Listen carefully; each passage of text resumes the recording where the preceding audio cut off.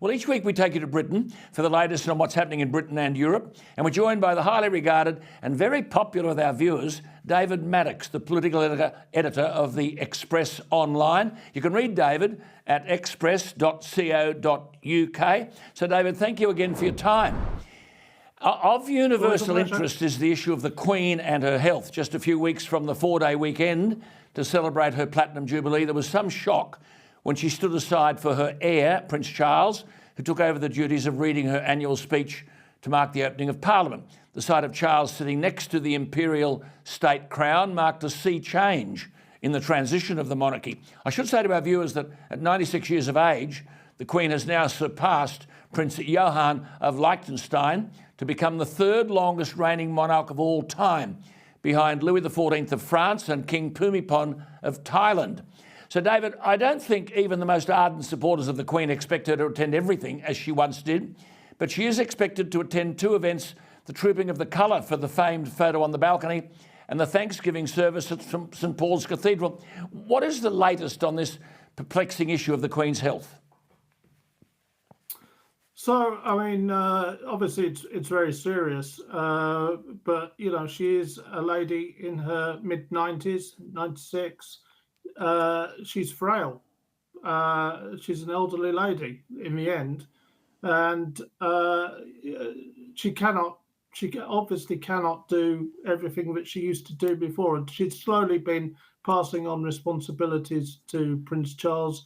I'd be very surprised if she ever does a state opening of Parliament again. I agree.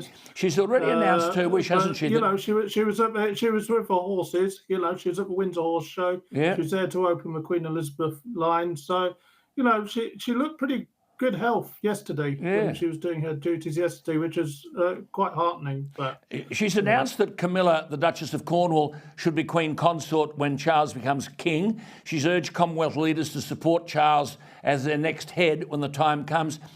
David, Charles at 73 must be the best prepared monarch in waiting ever. What is the British view of Charles as king?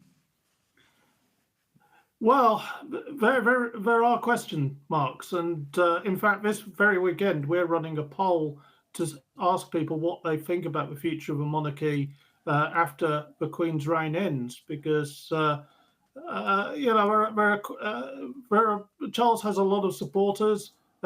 He would be very different to the Queen. I think you guys in Australia know that only too well.